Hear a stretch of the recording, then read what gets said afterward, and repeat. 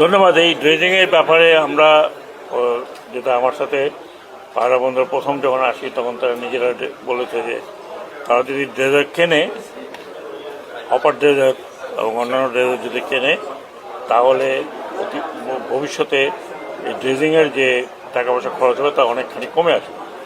আমি মনে করি এটা পোর্ট তার নিজস্ব ড্রেজার থাকা কথা। বাংলাদেশে এমন কোনো পোর্ট নাই যেখানে ড্রেজিং না হয়। তো বাংলাতে হচ্ছে চিটং পোর্টের জন্য অহরহ হচ্ছে সবসময় একটা একটা একটা লাগে। আপনারা জানেন বে টার্মিনালের জন্য 650 মিলিয়ন প্লাস, যেটা যেটা যেটা ওয়ার্ল্ড ব্যাংকের টাকাটা আসছে সেটা হচ্ছে প্রধান হচ্ছে আপনার চ্যানেল ড্রেজিং। বাংলাদেশে যেটা পলি এত পলি পড়ে যে এই পলি প্রতি বছর বিভিন্ন জায়গায় কিন্তু বিভিন্ন রকম, কোন সব জায়গায় যে বালি তা নয়, কোথাও বালি, কোথাও কাদামাটি, কোথাও অত্যন্ত এঁটেল মাটি, এবং এগুলো যে বালিগুলো ব্যবহার হয় কিন্তু বাকিগুলো ব্যবহার হয় না। তো ড্রেজিংয়ের জন্য পায়রা বন্দরের যে ক্যাপাসিটি, সেই ক্যাপাসিটি বাড়াবার দরকার আছে, এবং আমাদের এই বর্তমান অন্তর্বর্তীকালীন সরকারের তরফ থেকেও এটা নিয়ে কাজ হচ্ছে। আশা করি 2-1 মাসের ভেতরে আমরা পায়রা বন্দরকে ড্রেজার দুটো মিনিমাম ড্রেজার স্যাংশন করাতে পারবো। একই সাথে ক্রেনের ব্যাপারগুলো রয়েছে, সেই ক্রেনের ব্যাপারটা আমি দুবার তুলেছি অন্যান্য কিছু প্রায়োরিটি থাকার কারণে। এবার আবার এই মঙ্গলবার আছে, আমি আশা করব যে আমি এটাকে থ্রু করে আনতে পারবো, কারণ এই বন্দরটাকে তো সাস্টেনেবল করতে হবে এই অঞ্চলের জন্য। যেটা বললাম যে একটা বন্দর তৈরি হতে, ম্যাচিওর্ড হতে অনেক সময় লাগে। এটা 10 বছর কোনো বিষয়ই না, 10 বছরের কিছুই হয় না, বরং এটা যখন 20, 25, 30 বছর যখন হবে তখন বলা যাবে যে এটা কাজ শুরু করেছে। তো এই আর এটুকুই চেষ্টা করছে পরিকল্পনা উপদেষ্টা আসছিলেন নিজেই, এবং তিনি রাস্তাঘাটের কথা বলে গেছেন। আমার সাথে আসার আগে আমার সাথে বিশদ আলোচনা হয়েছে।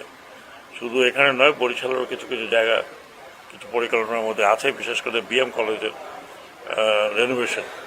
এখন রেনোভেশন হবে, পরবর্তী পর্যায়ে হয়তো এটা হোস্টেলগুলো আরও নতুনভাবে নির্মাণ করতে হবে। 6 লেনের আমি শুরু বলেছিলাম, 6 লেন বোধহয় হবে না, 4 লেন দিয়ে আশা করি যাত্রা শুরু হবে। এবং এটা অ্যাসেসমেন্ট সার্ভে অনেক কিছু হয়ে আছে আগেরই, সেগুলোকে হয়তো একটু রিঅ্যাসেস করতে হবে। আর রেলওয়ের কথা আমি গত কিছুদিন আগে আমাদের রেলওয়ে উপদেষ্টাকে বলেছি, উনি বলেছেন যে একটা প্ল্যান করা যাবে আপ টু বরিশাল পর্যন্ত আপাতত, এবং এটা অবভিয়াসলি আলটিমেটলি তখন এটা নিয়ে আলোচনা হবে ক্যাবিনেট কমিটিতে, ক্যাবিনেটে আলোচনা হবে। ক্যাবিনেটে আলোচনা হওয়ার পরে যদি এটা হয়ে যায় তাহলে হয়তো এটা প্ল্যানটা অতি শীঘ্র শেষ হবে।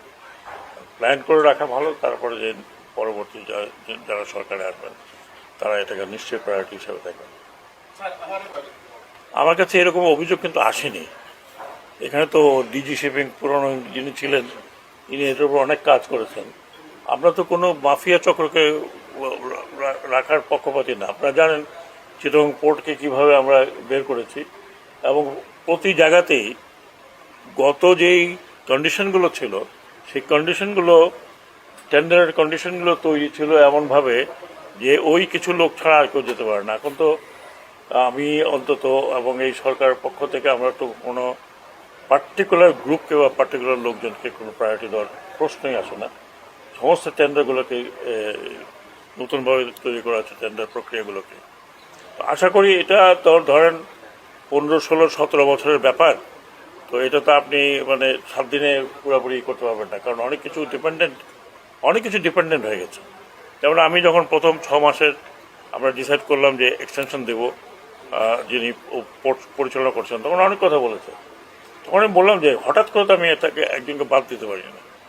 6 মাস, এই 6 মাসের মধ্যে আমরা চিন্তা ভাবনা করেছি হাউ টু টেক ওভার, এবং এর পরবর্তী পর্যায়ে ইন্টারন্যাশনাল কাউকে দিলে পরে সেটাই বা কীভাবে টেক ওভার হবে। এরকম প্রচুর কাজ হচ্ছে, আমি ডিসিশন নিচ্ছি তা নয়, এন্টায়ার গভর্নমেন্ট মেশিনারি কাজ করছে, এবং top to bottom everybody is এই কাজের সাথে জড়িত।